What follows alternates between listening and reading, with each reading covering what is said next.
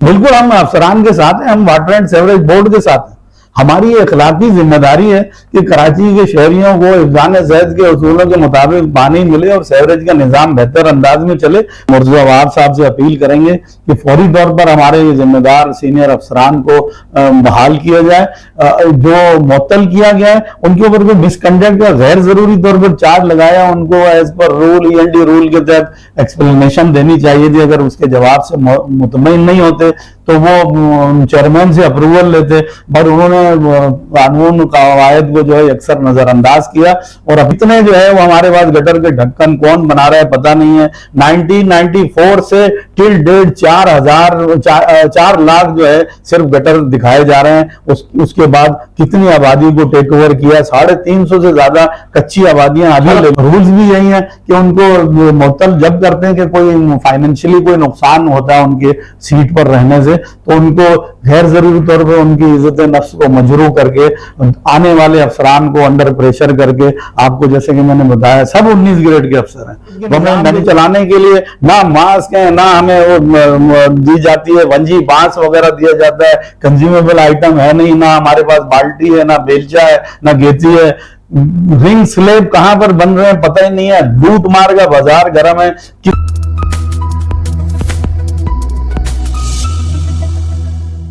तो साहब ये बताएं कि जिन अफसरान को CEO ने मुअत्तल किया है, उन मुअत्तल अफसरान की बहाली के हवाले से जो आपकी मौजूदा यहाँ की CBA है या आपकी वाटर बोर्ड की दीगर यूनियंस हैं, वो इस हवाले से क्या इक़दाम करेंगी? देखिए, मुझे बाकी यूनियनों का तो इतना अंदाजा नहीं है कि वो क्या इक़दाम करना चाहते हैं, पर हम जरूर ये जो है मुर्तज़ा वहाब साहब से अपील करेंगे कि फौरी तौर पर हमारे जिम्मेदार सीनियर अफसरान को बहाल किया जाए।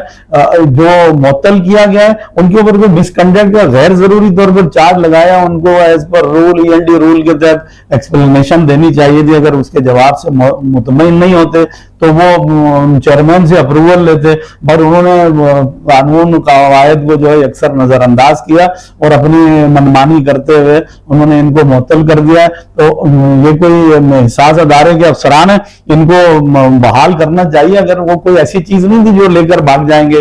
रूल्स भी यही है कि उनको मुअत्तल जब करते हैं कि कोई फाइनेंशियली कोई नुकसान होता है उनके सीट पर रहने से, तो उनको गैर जरूरी तौर पर उनकी इज्जत नफ्स को मजरू करके आने वाले अफसरान को अंडर प्रेशर करके, आपको जैसे कि मैंने बताया सब 19 ग्रेड के अफसर हैं। गवर्नमेंट मैनेजिंग डायरेक्टर सारे 19 ग्रेड के अफसरों को 19 ग्रेड पे इंक्वायरी अफसर बना के, तो चीफ इंजीनियर जो बनाया इंक्वायरी अफसर वो खुद ऑफिशिएटिंग है, तो वो वही काम करेगा जो MD चाह रहा होगा, इनको चार्ज लगा देगा। तो मैं अपील करता हूं चेयरमैन मुर्तज़ा वहाब साहब से कि इनको फौरी तौर पर जो है हमारे अफसरान को बहाल किया जाए।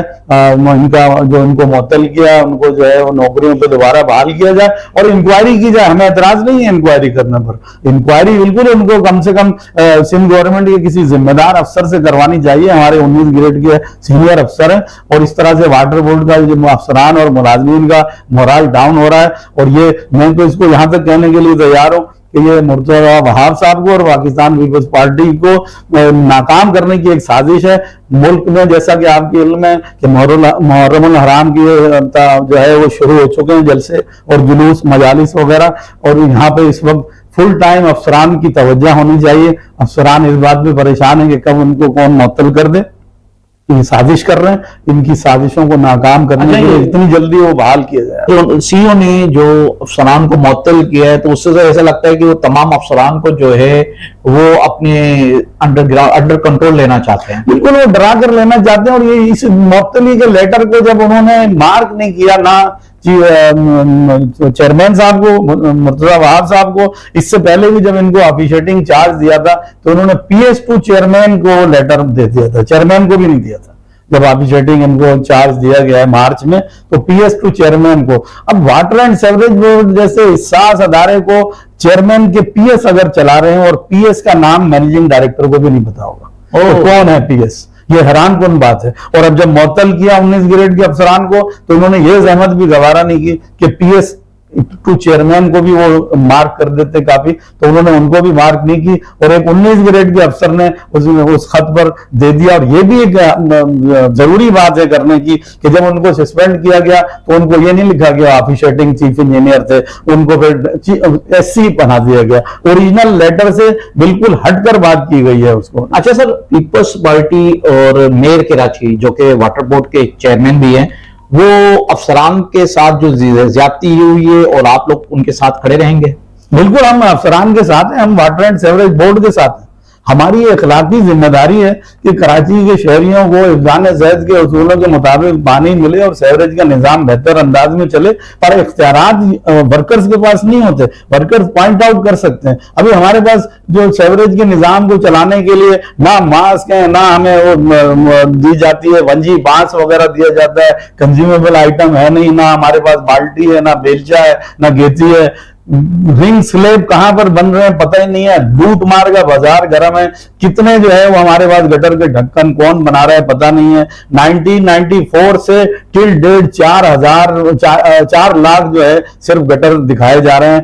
उसके बाद कितनी आबादी को टेक ओवर किया, 350 से ज्यादा कच्ची आबादियां अभी ले ली। तो 4 लाख की जगह ये असूली देखा जाए तो ये जो गटर के हैं ये ज्यादा तादाद पर नहीं, अभी भी वाटर एंड सेवरेज बोर्ड में सिर्फ 4 लाख ही मेन होल हैं और उसको ही मेंटेन कर रहे हैं। इस पर कोई तवज्जो नहीं, तवज्जो इस पर है जो भी आता है कि लैंड कहां से लूटें, क्लोरीन नहीं खरीदें और वो उसमें जो है कमीशन कैसे ले लें, साफ सुथरा पानी जरूरत नहीं है। तो क्लोरीन वो नहीं डालते। बहुत पहले अमीर आनी मुस्लिम साहब के उसमें भी हमने लेटर जमा कराया था। चीफ इंजीनियर उस जमाने के जो E&M थे उन्होंने बाकायदा लिख कर दिया था कि फंड ना रिलीज होने की बिना पर क्लोरीन परचेज करने से हम कासिर हैं और बगैर क्लोरीन मिलाए हुए पानी सप्लाई कर रहे हैं। तो अभी भी वो नाम देते हैं क्लोरीन सप्लाई, क्लोरीन लगा रहे हैं, जो फिल्ट्रेशन दिखा देते हैं। उन्होंने अमीन आनी मुस्लिम के जमाने में करोड़ों रुपए लगा के 40 करोड़ से ज्यादा जो है प्लांट वगैरह खरीदे थे, पर एक सिस्टम जो है उसमें आ रहा है क्लोरिनेशन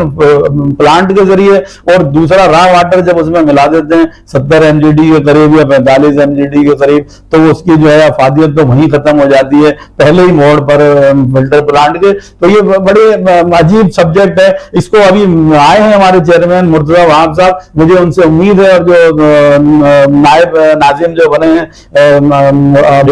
डिप्टी मेयर जो कि वो इंशाल्लाह वो विजिट करके अदारे को बेहतर खतूत पर चलाएंगे और हमसे भी अगर उन्होंने कोई एडवाइस दी तो इंशाल्लाह जरूर हम अपने तजर्बे के मुताबिक उनको बताएंगे कि वाटर एंड सेवरेज बोर्ड की तबाही के जिम्मेदार कौन कौन से अफसरान है और किस किस पॉइंट पर अगर वो तवज्जो दें तो कराची की शहरी बेहतर अंदाज में पानी उनको मुहैया किया जा सकेगा और सेवरेज का निजाम भी बेहतर होगा। एक चेयरमैन साहब आए हैं जनाब मुर्तजा वहाब साहब और उनकी नॉलेज में ये सारे मामला भी नहीं है। ये बड़ी अजीब बात है। जब ये इनका ऑर्डर हुआ था ऑफिशिएटिंग तो इससे पहले ये डिस्प्यूट था। जो चीफ इंजीनियर रिटायर हो रहे थे, चीफ इंजीनियर E&M सेवरेज मंजूर अली खजरी साहब, उन्होंने भी इसको हिसास पंपिंग स्टेशन को हैंडिंग टेकिंग ओवर करने से इनकार किया था और उस जमाने में कुछ अफसरान ने खतूत भी लिखे थे MD को या चीफ इंजीनियर को कि हम हैंडिंग टेकिंग ओवर किस तरह से करें, क्योंकि जो ओरिजिनल बात यह है कि हमारे पास इसके वाटर एंड सेवरेज बोर्ड में कोई अलॉटमेंट की इस तरह से कागजात नहीं है और ये डिस्प्यूटेड जमीन एक तरह से कह सकते हैं या KDA की ऑनरशिप है या KMC की। मेरे हिसाब से तो KMC की ऑनरशिप है, KDA ने तामीर किया था उसको और एक नोटिफिकेशन के तहत ये वाटर बोर्ड में जमीन आ गई है सारी जितनी भी। अगर हम इसी तरह से करते रहे तो MD वाटर बोर्ड जिस जगह पर बैठे सेक्रेट बना के खूबसूरत है गार्डन बना के वो खुश हो रहे होते हैं, वो भी KDA की लैंड है। अगर ये इसी तरह से बंदरबाट करते रहे तो हम जरूर अपील करेंगे फिर DG KDA को और KDA की यूनियनों को कि वो वाटर एंड सेवरेज बोर्ड को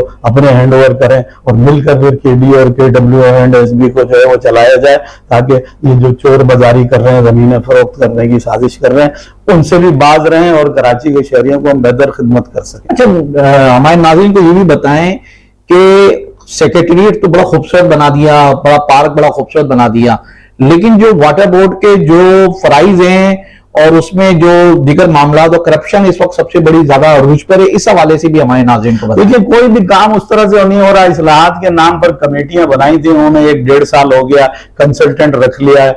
कंसल्टेंट चोरी का बेहतरीन जरिया बनता है। इससे पहले भी 5 साल पहले भी लोग कंसल्टेंट उन्होंने रखे थे, कुछ वाटर बोर्ड के रिटायर्ड चीफ इंजीनियर थे, उनको कंसल्टेंट फर्म को रजिस्टर करके एक ठप्पा लगवा लेते हैं उनसे, और उसको कुछ नजराना दे दिया जाता है, और फिर ये नैब से और एंटी करप्शन से बचने के लिए कंसल्टेंट का नाम दिया जाता है। इससे पहले फॉरेन कंसल्टेंट ने किया था 94-95 में जो है survey Karachi water and sewerage board को प्राइवेट सेक्टर पार्टिसिपेशन में लेने के लिए, और उसकी फिजिबिलिटीज को अक्सर नजरअंदाज करके अब जो 1.6 बिलियन डॉलर जो है उन्होंने ले लिए हैं वर्ल्ड बैंक से। उन वर्ल्ड बैंक को इसी तरह से मांगू बनाने की कोशिश कर रहे हैं, खूबसूरत पौधे लगाकर। हैरानकुन बात है कि जो अभी यहाँ पर जो वर्क कर रहे हैं एमडी सेक्रेटरीट के सामने, वो इससे पहले एक हमारा अफसर एसोसिएशन का क्लब बना हुआ था, इसी तरह की यहाँ पे गार्डनिंग थी बेहतरीन, और सड़कें और सब कुछ था,